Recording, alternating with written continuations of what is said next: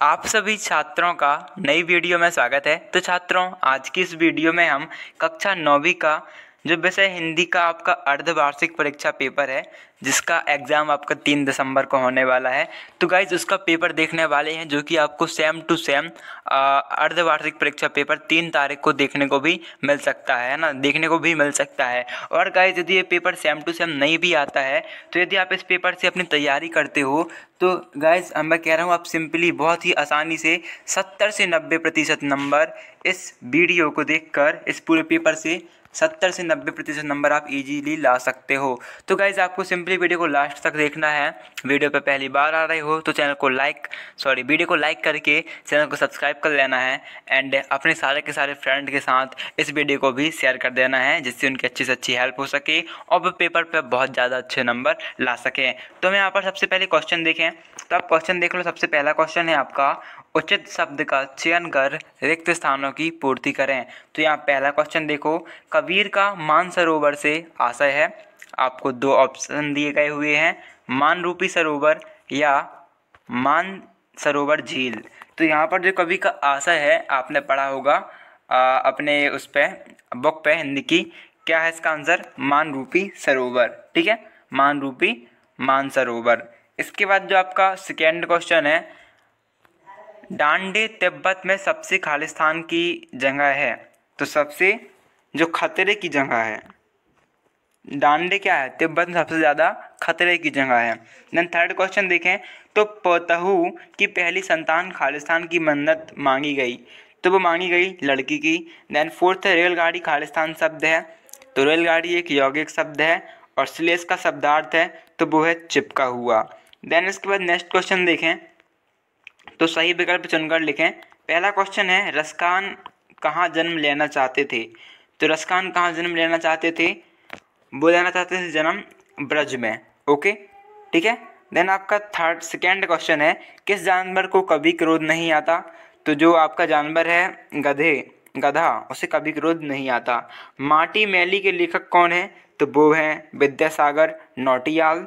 कार्य को करने या होने का बोध कराने वाले शब्द कहलाते हैं। तो वो कहलाते हैं आपके क्रिया। दोस्तों, मुझे पता है आप सभी परेशान हो, सीबीएसई ने पैटर्न बदल दिया है हमारा, पर टेंशन मत लें, क्योंकि अभी पूरा पैटर्न ऑब्जेक्टिव हो गया है। प्रैक्टिस करनी है तो सिर्फ मॉक टेस्ट के ऐसे में इंट्रोड्यूस कराते हैं फिलो ऐप से, अभी डाउनलोड कर लें। आपको इसके प्रैक्टिस सेक्शन में जाना है, जहां आप सभी सब्जेक्ट के मॉक पेपर अटेम्प्ट कर सकते हो, चाहे आप 10th से हो या 12th से। मॉक पेपर में टाइमर प्रोवाइड होगा। टेस्ट के एंड में आपको पता चल जाएगा आपने कितने सही सवाल किए और कितने गलत। हर टेस्ट की अपनी रिपोर्ट जनरेट होती है। साथ ही छात्रों, यहाँ पर एक जो एक्स्ट्रा ज़रूरी बात है वो है, किसी भी क्वेश्चन में आपको प्रॉब्लम होने पर आप एक्सपर्ट ट्यूटर से पूछ सकते हो। 60 सेकेंड में ट्यूटर आपसे लाइव कनेक्ट होकर आपकी प्रॉब्लम को सॉल्व कर देंगे। तो अभी डाउनलोड करें फिलो, लिंक इन डिस्क्रिप्शन। ठीक है। फिफ्थ है, काव्य की शोभा बढ़ाने वाले तत्व कहलाते हैं। तो क्या कहलाते हैं? काव्य की शोभा बढ़ाने वाले तत्व वो कहलाते हैं आपकी अलंकार। ठीक है।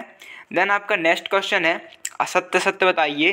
तो शिव थल थल में बसते हैं, सत्य है असत्य है? तो बिल्कुल सत्य है, आपको सत्य टिक कर देना है आपको। ठीक है। देन आपका नेक्स्ट है, उपन्यास में जीवन का विषाद चित्रण नहीं होता। असत्य है, होता है। ठीक है। लेखिका मृदुला मार्ग गर्ग की परदादी लीक पर चलती थी। तो ये भी आपका असत्य है। देन आपका फोर्थ है, अमृत का विलोम शब्द कमल है। तो नहीं, ये भी गलत है, जहर हो जाएगा। और पांचवा है, वार्णिक छंद में वर्णों की गणना की जाती है। तो ये आपका सत्य है। देन आपकी सही जोड़ी बनाइए। तो आ और बा आपके सामने है, देख लीजिए सिंपली। यहाँ पर है छोटे छोटे बच्चे।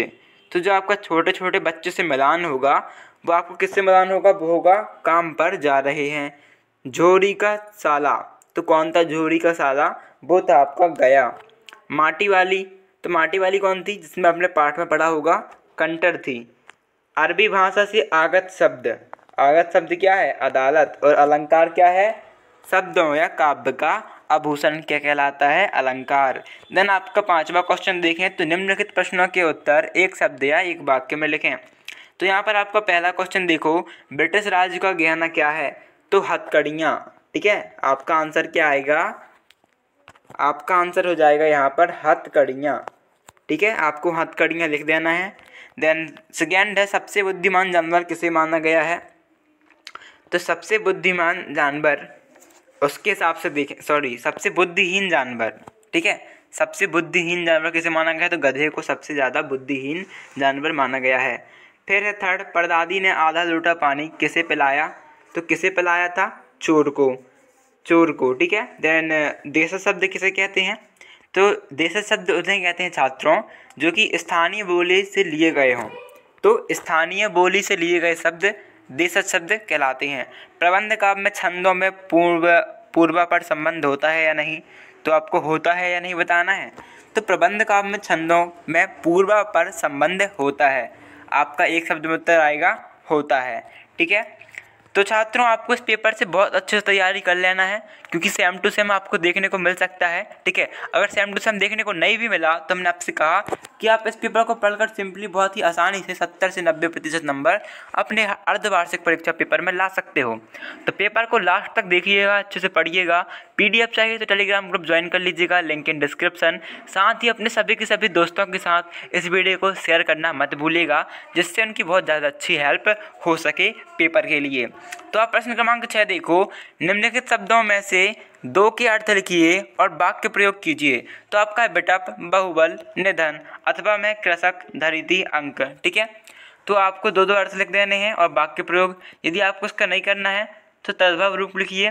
तो कृषक का हो जाएगा किसान, धरित्री का जो भी है धरती, अंक का जो है आप देख के लिख लेना, ठीक है। इसके आंसर गाइस सिंपली आपको अपनी गाइड या बुक में चेक कर लेने हैं, आपको गाइड या बुक में मिल जाएंगे। यदि आपको अपनी गाइड में आंसर नहीं मिलते हैं तो हमने इसकी जो गाइड है ना, आपकी 9th की गाइड, न्यू गाइड परीक्षा दिन, इसके PDF भी अपने टेलीग्राम ग्रुप में दिए हुए हैं। तो आप सिंपली टेलीग्राम ग्रुप ज्वाइन कर लेना, वहाँ पर आपको PDF मिल जाएंगे, तो आप इनके आंसर भी देख लेना, ठीक है। 7वां क्वेश्चन देख लो, पंडित जसराज ने संगीत की शिक्षा किससे लेना प्रारंभ किया। अथवा में है रन फॉर यूनिटी मैराथन दौड़ के आयोजन का क्या उद्देश्य था, ठीक है।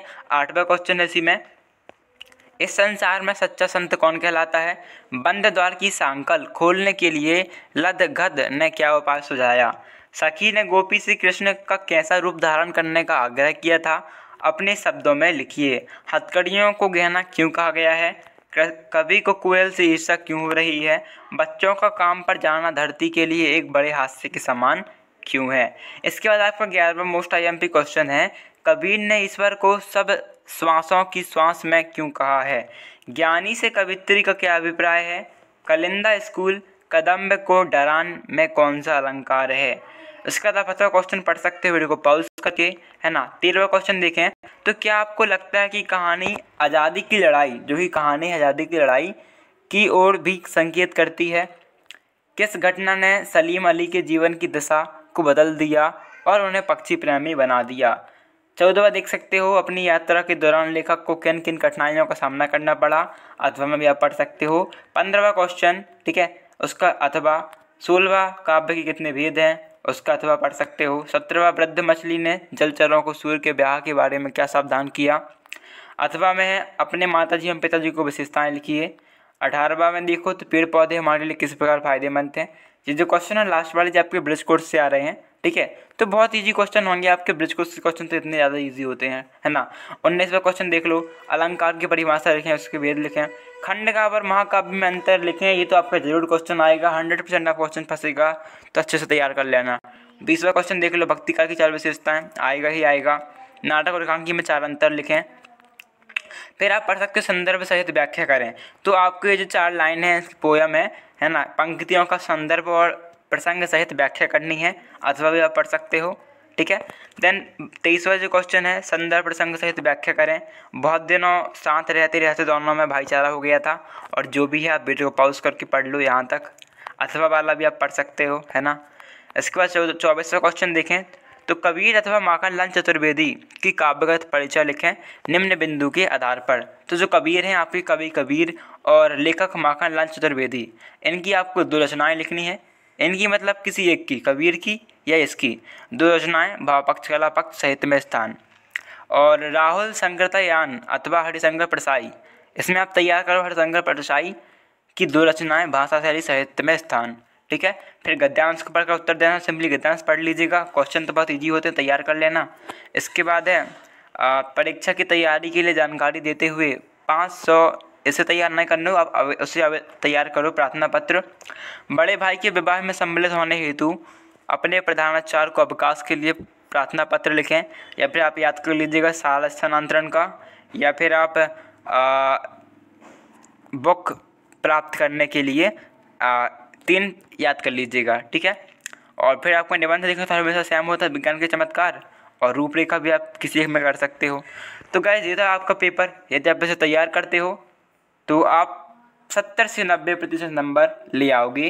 तो आपको क्या करना है, वीडियो को लाइक करना है, शेयर करना है, PDF के लिए टेलीग्राम ग्रुप ज्वाइन करना है, और इस जो वीडियो है इसमें हमने पेपर दिखाया उसे आपको बहुत अच्छे से तैयार करना है। तो thanks for watching guys, keep supporting us.